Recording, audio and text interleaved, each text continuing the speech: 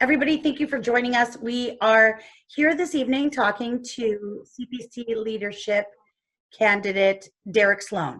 Derek is a member of parliament for Hastings, Lennox, and Addington in Eastern Ontario. He is a lawyer, husband to Jennifer, and father of Fiona, Callum, and Nora. He was involved in the first Trinity Western University case in BC in 2015. He attended law school at Queen's University after owning and operating several small businesses in the Oshawa area. I am also joined tonight by Rod Giltaca. He is the CEO and Executive Director of the Canadian Coalition for Firearm Rights.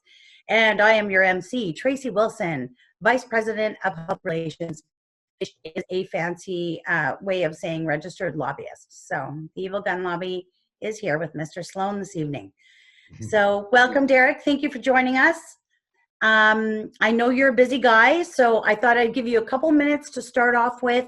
You can have a couple minutes to introduce yourself to everybody, talk about your policy, about how you feel about things, and then we'll jump into some Q&A with Rod and, of course, with our guests as well.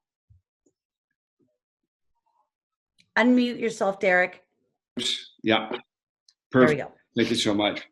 Well, I do have a gun policy, so I don't know if you want me to go through it all now or just let that arise naturally through Q&A. But I would just say, so some of you may be familiar with the leadership race, some of you may be familiar with me. My strategy here in terms of not only winning this race, but winning a vote in the general election is we have to be uncompromisingly conservative. It doesn't mean that we can't, say things in a smart way or have a smart approach to things, but there's two strategies right now. The one strategy in sort of the conservative world is, well, let's water down our policies, let's water down our approach, and if that doesn't work, let's keep watering until we win. And another approach is, you know what? It's not about watering down. It's about taking a stand, and it's about owning that stand and communicating that stand, and being a leader, being a true leader that draws people to you. And so that is the approach that I have. I don't believe in apologizing if you've done nothing wrong. I don't believe in jumping through hoops that the media set up for us. Obviously, if we a lot of the fuss that the media puts out is basically created by them, and I don't believe in playing into that. And some of you may have seen some media incidents I've been involved in and how I've dealt with that. So I'd be happy to take your questions tonight. I'd be happy to talk about any part of my policy, but I'll shoot back to you, Tracey, and we can maybe touch on that as the questions come along. Okay, perfect. Thanks, Derek. I appreciate that. Now, everyone watching, if you've got a question for Derek, make sure you put it in the Q&A box at the bottom of your screen. It's right in the middle. You can put your question there. We'll get to as many as possible. In the meantime, I think we're going to start off with Rod. Rod, you've got a couple questions for Derek to get things rolling here this evening? Yeah, I've got a few questions, but Derek and I had a chance to chat earlier today, and he had some interesting thoughts. So I thought maybe we could start with one of those. So Derek and I talked about his potential plan to remove the restricted category. Can you talk a little bit about that, Derek?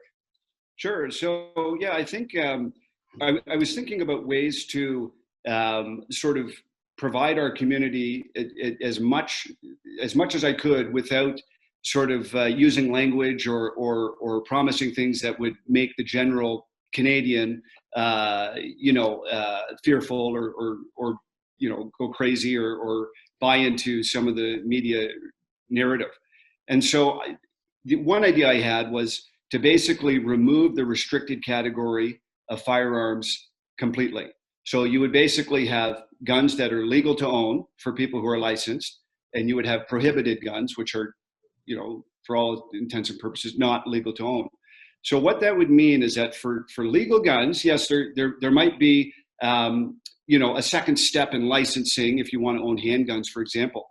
But if you are licensed to own handguns, you would be able to use them in the same way as you would a 12-gauge shotgun or a standard, long gun that would be unrestricted today.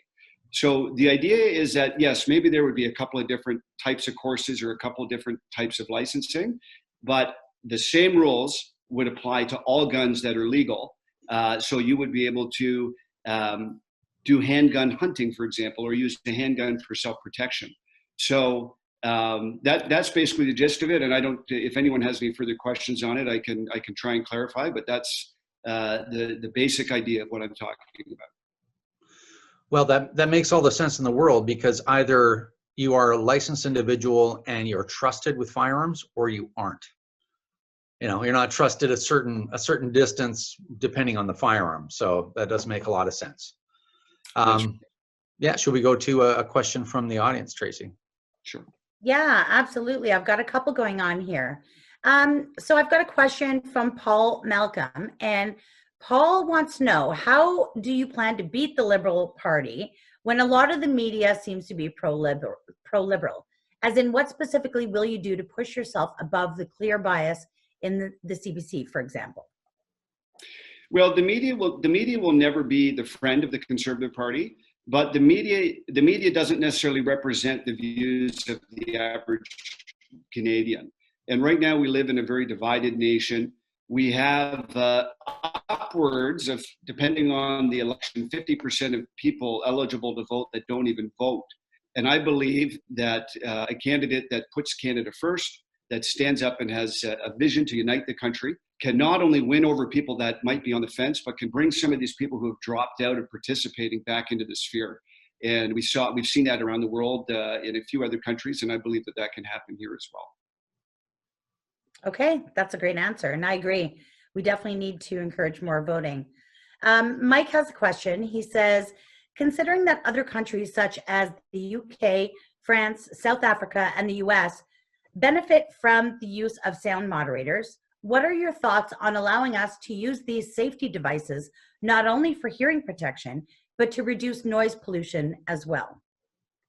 Yeah, I think it's a good idea. I don't have anything specifically in my plan about that, other than, so I've said we need to do a complete review of all existing legislation. So likely there would be a repeal and a replace going on, but these are the types of things that could very well be included in a discussion on what goes on in that circumstance. Okay, that's great. Let me just refer to the questions here. Rod, not our Rod, but another Rod wants to know, are you bilingual in French and English? And if not, will this affect your chances of winning? Yeah, so my French improves every day. I intend to be bilingual by the time a general election rolls around. And I'm certainly not the worst French candidate that exists out there. I won't say who I think is, but certainly not the worst, may not be the best. But I've done several webinars in French for general purpose webinars, and I intend to be bilingual by the time a general election rolls around. Okay, awesome. That's great. Steve Nixon is asking, how can you reverse an OIC when it was brought into play by a minority government? So I think that's more an administrative type question. He's wondering what your thoughts are on reversing that OIC. Yes, so to my knowledge, and I understand that, so I believe, Tracey, your organization is mounting, is it a charter challenge against this OIC? Yes, that's correct. So barring a court intervention, I personally don't believe there's to cause that order to be retracted unless they somehow found a way to twist the arm of the Liberals to do it. But given that the NDP and the Bloc and the Greens seem to be effectively on side with this OIC, I don't see an easy way of doing this aside from winning in a general election. Yeah, okay. I'll go to another one and then we'll switch back to Rod. So Mike Hartung is asking, if you become Prime Minister, you stated you would cancel the gun ban. How long do you believe this would take, and would it have to go through the courts, taking years to accomplish? I think this is one of those first 100 days questions, right? Yeah. So an OIC could be repealed within the first month. So in terms of repealing this specific thing, that could happen very quickly. In terms of repealing and replacing, the Firearms Act, for example, that could take longer, of course, but in terms of dealing with this OIC, you could get rid of it very quickly. And I intend to do so, to be clear. Okay, perfect.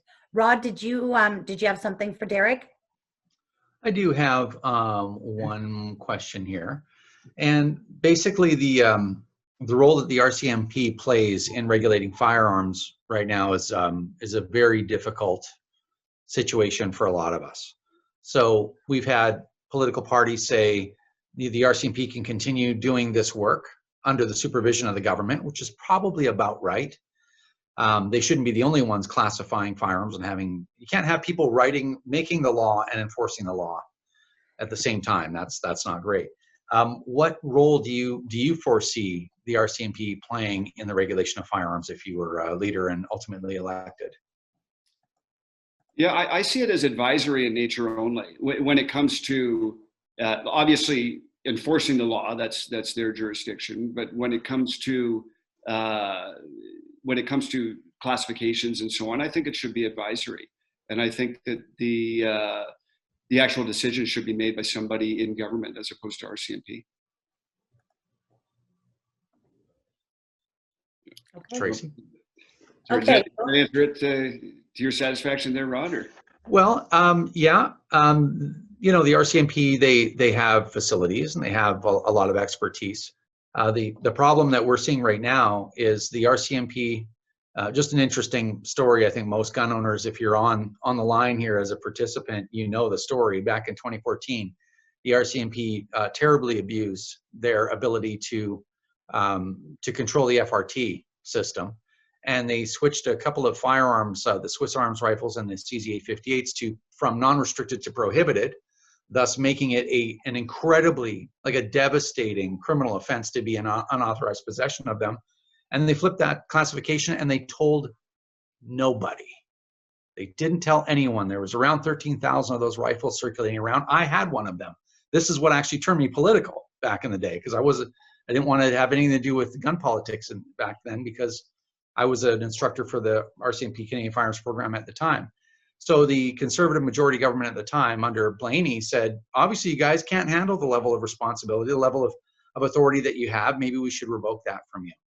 And then the Liberals said, no, we like this kind of irrational abuse of authority. We're going to actually legislate it back in Bill C-71.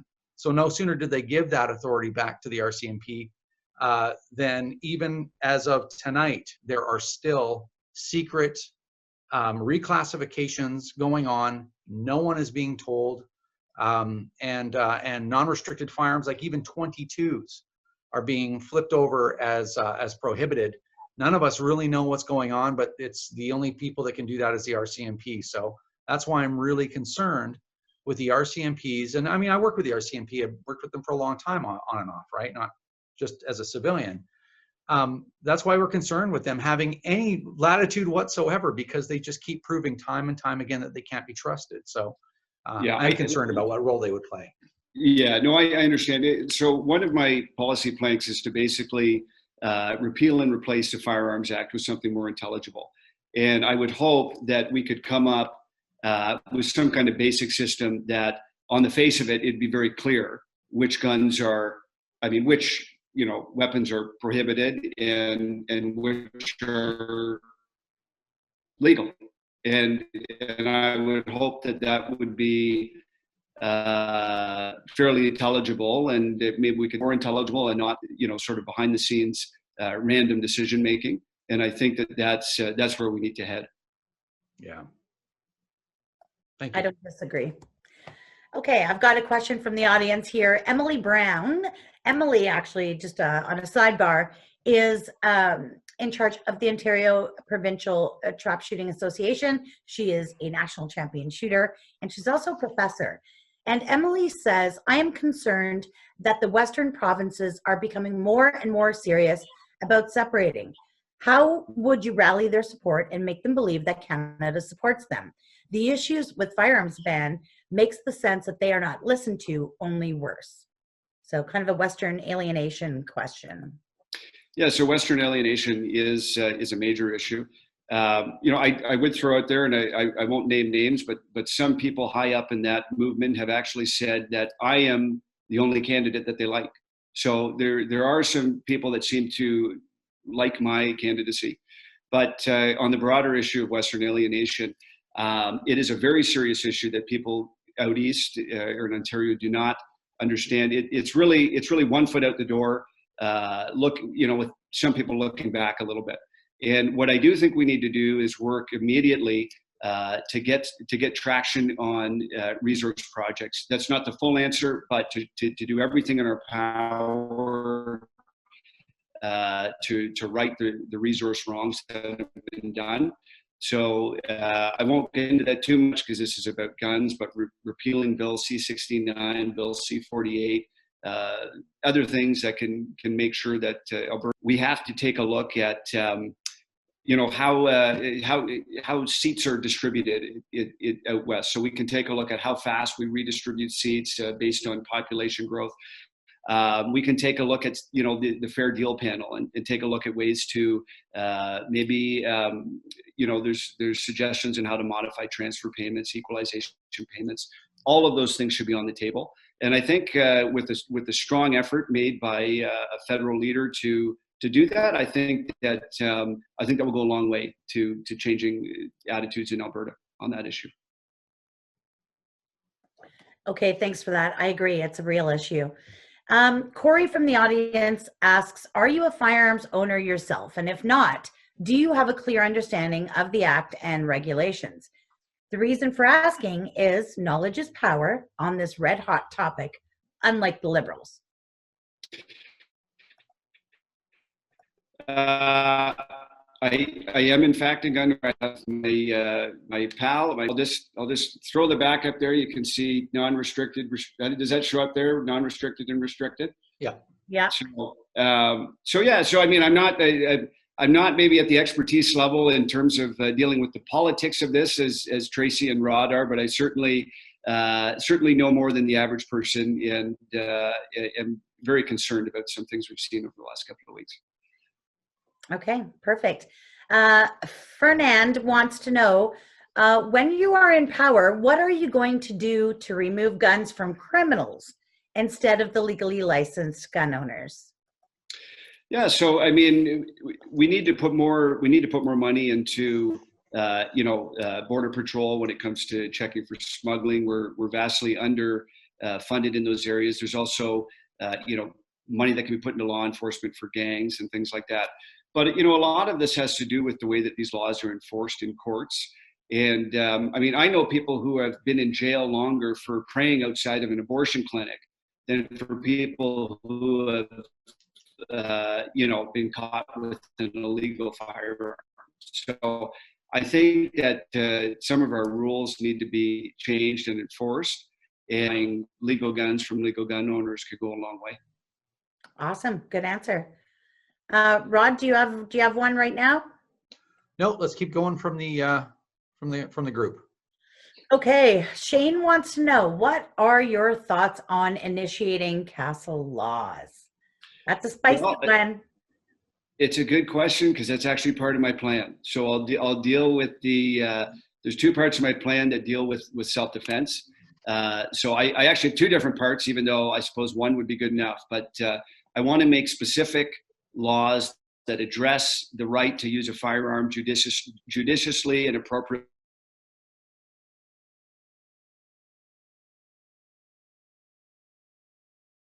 for self-protection.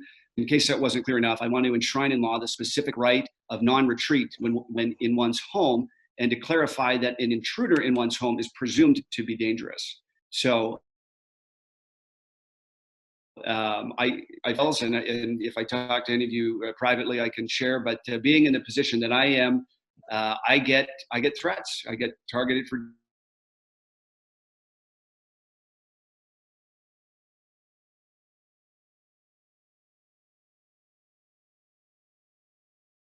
different reasons. It's perfect. Rod wants to know, not our Rod, another Rod. There's a lot of Rods on here. This is great. Regarding firearms ownership and use, is it fair to say we are misunderstood as a community and there's a lot of fear out there? Do you see the federal government taking part in a public education on firearms? Yeah, so Rod and I were actually talking about that a little bit earlier, and I agree. I believe that I believe that public, ignorance is a real thing, and most people just don't really understand what's going on. So there should be a public education component of this, and I believe the government can do this. I also believe that we need to find ways to reintroduce firearms education into different programs and civic opportunities that are out there. So one thing that I like the cadets program. I think we should reintroduce firearms training and maybe target shooting into the cadets program, and potentially allow for some sort of high school credit for people who participate in cadets as well. So there's various different ways that can be brainstormed, but I agree that public education is very important. Okay, perfect. I agree. Okay, Colin Gray asks, hi, Derek. Despite the 1993 Supreme Court decision that Canadians have no right to firearms and no right to defend themselves, do you support their traditional understanding of self-defense and keeping arms for that purpose under the English Bill of Rights, which both our Constitution and the U.S. Constitution, including the Second Amendment, was derived from? So yes, I do. And I think we need to put specific laws in place so that it's clear. So based on how I answered the question earlier about castle laws, you know my thoughts on that. But I think, I agree that it already is sort of a common law right, but we can't count on the courts to give that sort of interpretation. So we need real laws in place that say, look, you can do this, and this is not a crime.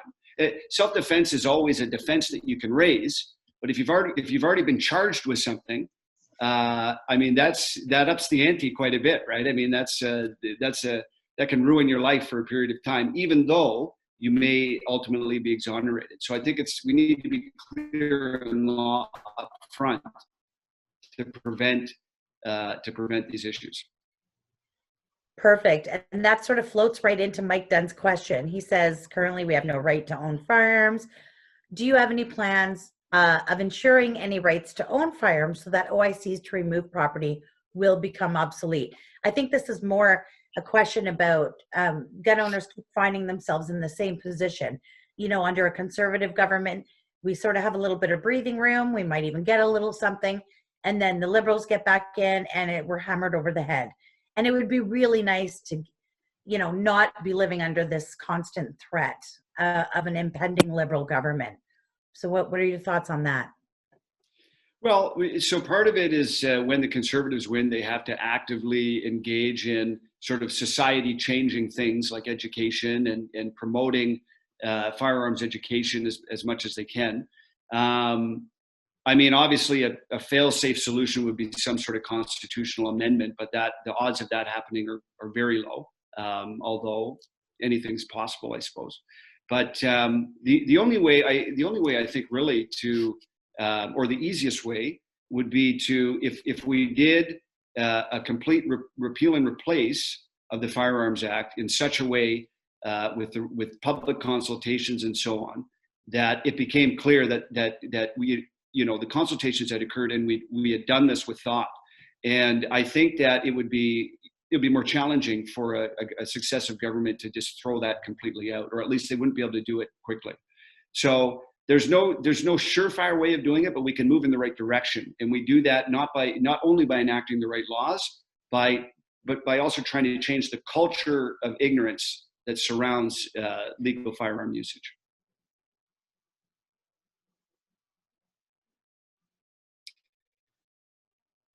Sorry, I can't hear you anymore, Tracey. Sorry, I muted myself. Perfect. Okay, so we have a question from Anonymous. Anonymous says, I am an NDP voter. The order in council put out is making me consider voting Conservative. What can you say to possibly convince people like me to trust the Conservatives with our government? So I think this is something that the Liberals have kind of done here, is they've put gun owners into a corner. We're forced into a corner. In a way, it might be a little bit of a blessing to the Conservative Party. But you've got these people who may be a little left-leaning, however, they are also gun owners. and don't want to be punished for crimes they didn't commit. So what would you say to somebody like Anonymous who might be an NDP voter or even a Liberal voter that could sway them over, especially being gun owners? Well, I actually believe that conservatives often sort of box themselves into a corner where they only like to talk about fiscal issues and liberal corruption. I have always said that there's conservative answers to all issues that are facing Canada, whether it be housing or healthcare or poverty. And I firmly believe that a conservative government needs to actively address housing issues, healthcare, poverty. We also need to put Canada first. So I am someone who is in favor of transparency from the government perspective. I'm against corruption, whether it be in corporate corruption or governmental corruption. And I'm in favor of grassroots Canadians and putting Canadians first. So I think there's a lot of intersection there between, quote unquote, the best of the NDP and their intersection with, small business and regular Canadians. And if that helps at all, that's sort of where I'm coming from. Okay, perfect. Jeff's got a great question. So he's talking about how you discussed changing the classification system, but he wants to know what would happen to magazine limits. So currently under the regime we're under, my handguns fit a maximum capacity of 10 rounds, but my rifles only fit 5. What are your opinions on magazine limits? Are they helpful? Are they not helpful? And what would you change? Yeah, so magazine limits are not helpful, and we will be, under my plan, we would be increasing, we're debating between increasing or just completely eliminating magazine capacity requirements altogether. But at the very least, I think that at the very least it should be increased to 10. But depending on maybe some further consultation. I don't believe there's any safety element to it, but I'm just, from the perspective of the general public, I'm not entirely sure that no limits at all would fly. But I certainly believe that 5 or 5 is not enough, and we should increase that. So we haven't decided yet, but certainly an increase is something I'm in favor of. Okay, we're gonna go a little bit spicy, but we'll be gentle. So there's actually quite a few questions here. Some of them are right from the beginning that I've sort of skipped over. It's interesting. Paul's talking about how your idea on making all firearms the same, more or less, and kind of dropping like the restricted status, he's a big fan of it. But he wants to know, would you foresee something like carry becoming an option for legal Canadian gun owners, assuming they went under appropriate safety training and, of course, additional screening and training? What are your thoughts on that? Yeah, that's a good question. I think, and I've been talking and bouncing some ideas at people in this. If we did this, we would be essentially pretty far down that road, because if you think about when it comes to my 12 gauge, I could pick it up right now and I could go for a walk down the street with it. If I had a backpack big enough to put it in, I could put it in that. So I think when we start to have sort of one set of rules for all legal firearms, your freedom to use it and to have it with you is pretty broad. So I think we're basically walking down that road. And again, this is for people who are licensed and trained. But again, if we trust you to own a firearm, we should trust you to use it properly. And if you're not going to use it properly and there's just cause, then your license can be revoked. So. Okay. Now, Vernon's got a great question. He says, how do you handle judges that are soft on crime? This is one of my favorite things to tweet, is the Liberal way is tough on gun owners, but soft on crime. So what would a Derek Sloan administration look like as far as cracking down on criminals and crime, getting tough on them? What do you think? Yeah, so the first thing is we need to appoint judges at every opportunity. So sometimes in the past, conservatives will win, and they don't use every opportunity to appoint judges when vacancies open up. So that's something that we have to have a short list, and we have to be ready. So that's something that's high on my list. The other thing, again, it's funny, everything we try, liberal justices have a way of getting around. We tried mandatory minimums, and then the Supreme Court got involved with that, right? But in any event, I think we need to deal with mandatory minimums again. If the Supreme Court wants to strike them down, that's their business. But we need to appoint as many judges as we possibly can as soon as the vacancies open up. And we need to bring in mandatory minimums. And I'm just, full transparency here. The Supreme Court probably will strike those things down, but we need to do everything we can and start by changing the system and appointing some good judges. Perfect. Rod, did you have one? Well, that was very similar to the one that I got ready, which is, what are you going to do about the judiciary? Because I'm sick and tired of having, all the hate of the Liberal government raining down on me 24/7, just because of the audacity that I have, to get a firearms license and to comply with the law, right? And then at the same time, I'm tired of seeing, on Facebook, stories running down about some guy that's got 19 firearm charges, who isn't even in custody right now, or someone that's caught with a restricted loaded firearm, unregistered, stolen, or, smuggled firearm in their waistband, and they don't do a day in jail. But yet I can do, get a $5,000 fine and or 6 months in prison for not storing my firearm properly. So it's the fundamental lack of common sense and justice that's really driving a lot of people that have an inherent interest in following the law, like I do. That's really souring, my view of government. And, what kind of swift action could you take to set that right, do you think? Yeah, so at the very least, we should be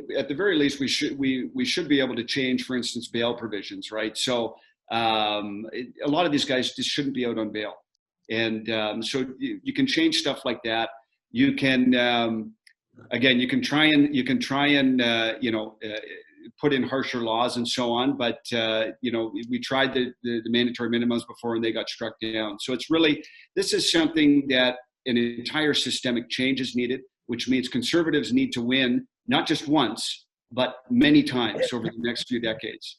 And by doing that and by playing it smart, and I got into this in the first place because I believe we can't just win the next time. We have to win many times to shift the direction of the Canadian populace. And to do that, we can't just focus on finance and liberal corruption. We need to have a broad plan that speaks to all issues that face Canadians. So yes, the economy is important, but so are other, quote unquote, soft issues as well. We need even moral issues. We need to touch on all of these issues, have something to say on every single piece of ground, and not cede territory to the other parties, because the other parties have something to say about almost everything.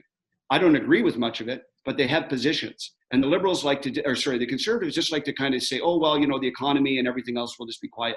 We need to have something to say on all of this. We need to be a true national party. And by having that type of vision, we can win not once, but several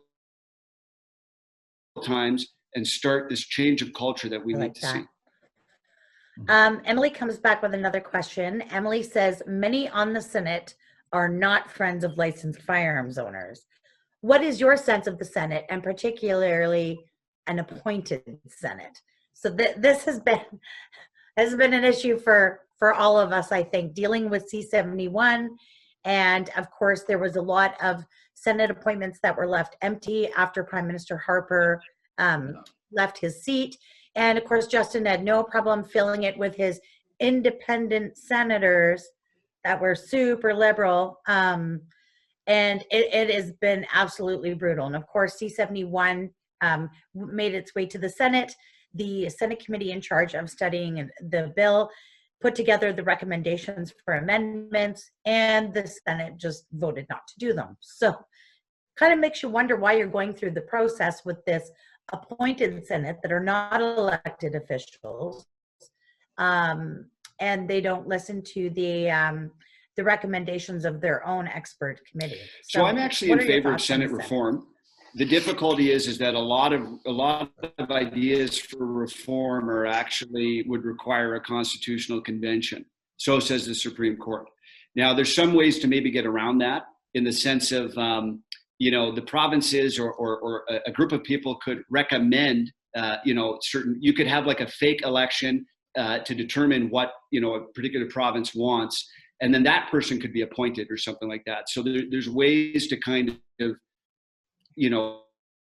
bring in quasi reforms without actually having a constitutional convention.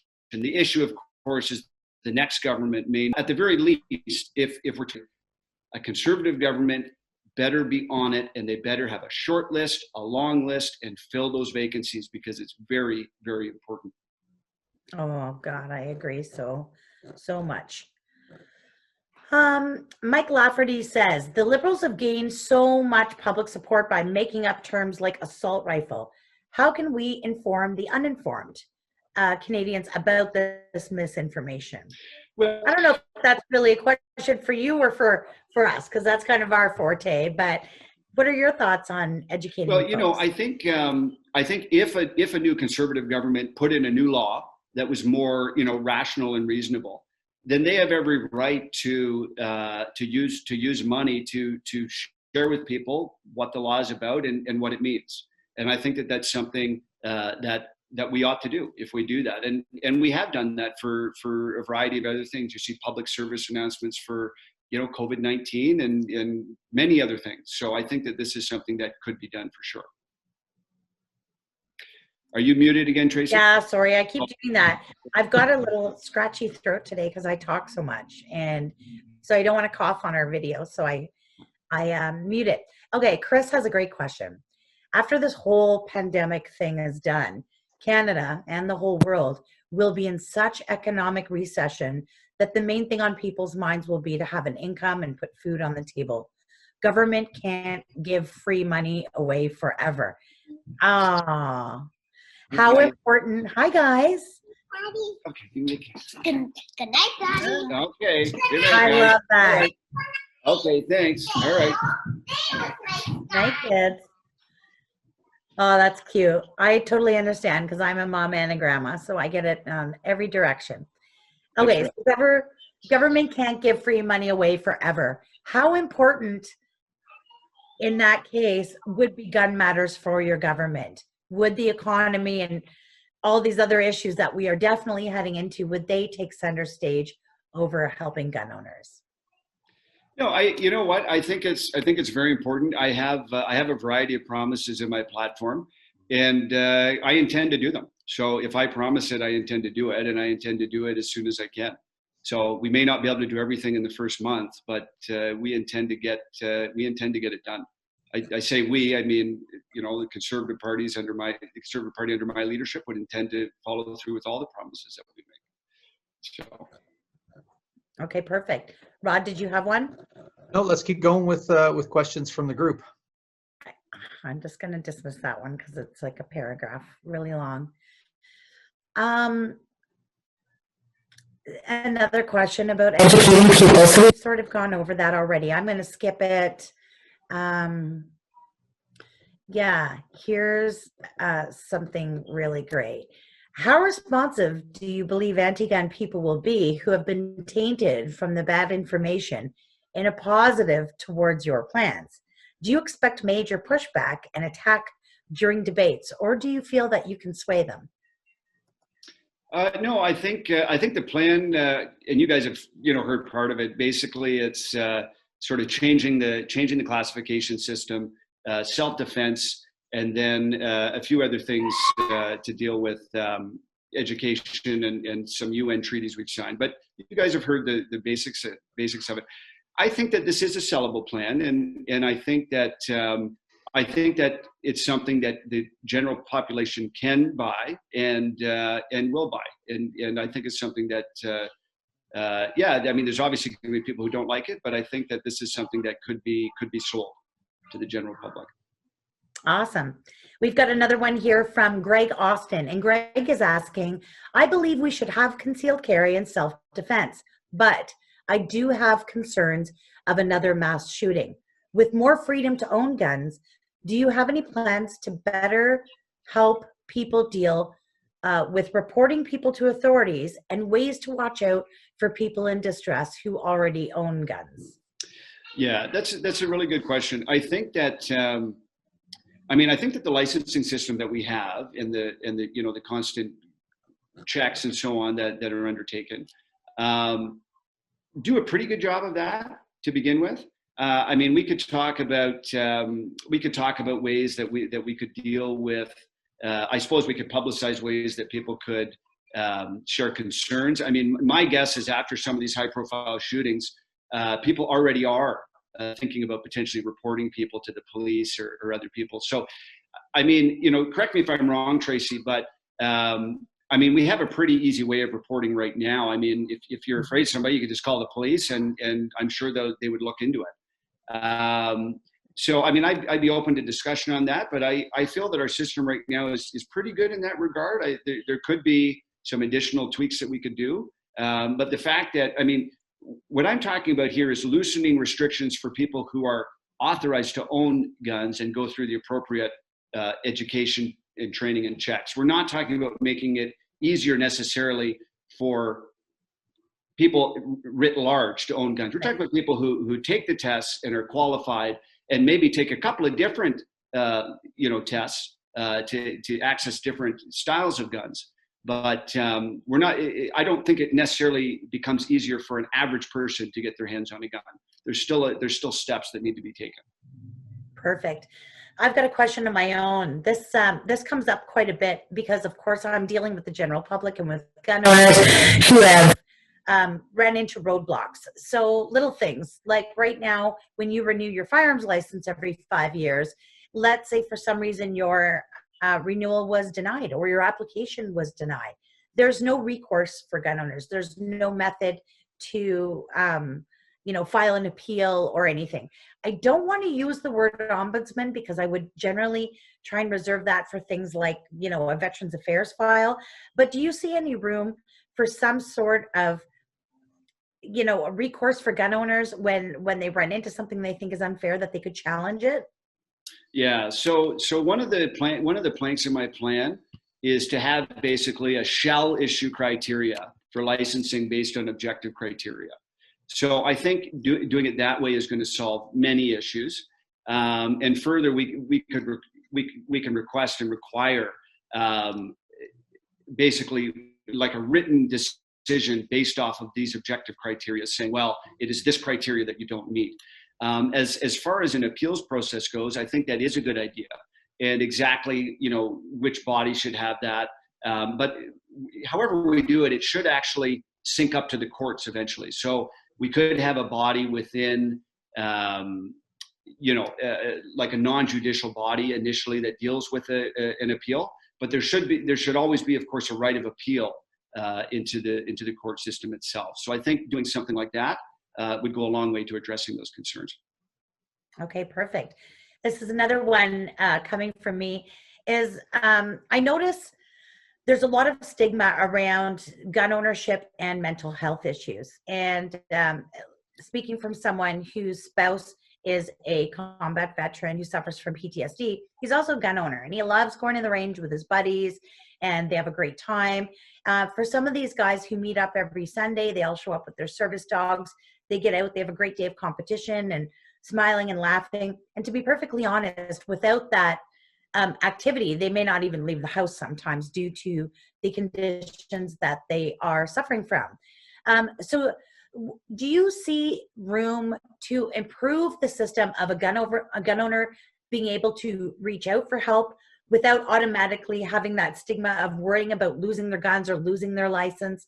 That's a big concern. And I feel like stigmatizing it the way that it is now, people don't reach out for that help. And I think that could be a preventative way of making sure people get the help that they require without risking everything they own. Yeah. No, that's a really good question. And I think that obviously every decision comes down to it depends on the person. And I think that, I think if we had sort of, an appeals process and an objective criteria, I think it would make it a lot easier for people to feel on solid footing when they're dealing with the process. And you know, we could objectify what exactly we mean when we're talking about, you know, mental health and mental illness in terms of gun ownership. And I think that could go a long way to dealing with some of these issues. Yeah, I think so too. Okay, perfect. Let me go see what we've got here. Talking about trade with the US, that's not really firearm related. Rod, did you have any more for Derek? No, I think we covered the majority of Derek's platform. You know, repeal and replace the Firearms Act, meaning all the bills that came before it. It's hard to ask any questions about that because the real questions will come would be, you know, what are you going to replace it with? So we talked about a few things. I thought some of the questions you asked, Tracey, were really good. Certainly as a gun owner, one of the frustrations, one of many frustrations, is that there's very little recourse for a decision that comes down from a provincial CFO without going to court. And most people don't know how to go to court. They think they have to get a lawyer and all the rest of that stuff, and they just end up taking it. And also a lot of frustration comes from the ambiguous laws and the abuse of authority, and just the you know, the constant reminder that everything you've done, no matter how much you've complied, can just get taken away from you at any given moment. Why? Because a madman is running around dressed as a RCMP officer in Nova Scotia, you know, killing our fellow citizens, and now I'm gonna, you know, I have some part to play there. I have some penance to provide. And yeah, it's a very, you know, I know no one feels sorry for gun owners, because if you're not a gun owner, you know, we're apparently just horrible people. But it's very difficult, and I would hope that maybe even people just watching this, because you're a candidate and hearing what you have to say, maybe they'll learn a little bit about gun owners and what we're going through, and we really haven't done anything to deserve it. So anything you can do to help, we'd appreciate. You know, the interesting thing is that on many issues, the populace writ large is you know, they're less informed than they were prior. Like if we're talking about deficits, how they work, you know, how long can you run them? What are the final impacts? We have a populace that seems to be less and less concerned about these things. So when it comes to the specifics about gun ownership and some of the specifics of what we've just seen here, they're just less inclined to know or care. But I think it's incumbent upon the government to promote that type of deeper thinking when it comes to everything in society, because actions have consequences. And I know that people, you know, there's many people that would like to just ignore politics and move on to other things, but it really does have an impact on our daily lives. And there is a lot of misinformation about guns, but there's a lot of misinformation about many other things. And it's our duty to set the record straight. Yeah, I don't think we've ever been more ignorant as a country. It's difficult. So, but anyways, that's why people, you know, people like you and I get involved in politics, get involved in, you know, public affairs, and it makes for those who do get involved, it makes us better people, and it gives us something to wake up for every day. So, yeah, well, that's awesome. We just got to figure out how. You know, personally, I got into this just to get the government out of my life. I just want to be left alone. yes. So I don't know if you have the secret on how I can get that done. Let me know, because I'll do whatever it takes. That's right. That's right. Well, you're doing pretty good right now. So just keep on that road, and frankly, I got involved too. If you know, and I won't go too much into this, but you know, I used to be a small business owner, a small C conservative, just wanted the government to tax me less and leave me alone. And when I started to see the systematic way they're undermining our freedoms, I said, you know what, I can't sit by anymore. So, you know, there comes a point where we all decide to step in the ring, and it's a positive thing. It's for the betterment of the country, and I'm proud to be here. Awesome. Well, thanks for everything you do, Derek.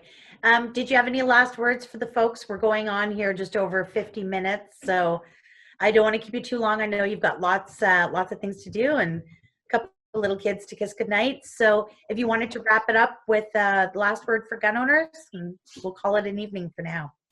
Sure. Well, thank you so much for being here tonight, and I've been happy to be here. You can always check my website or follow up with me afterwards if you'd like to know more. And thank you for all the work that you do, Tracey and Rod. And I have a positive feeling about this leadership race.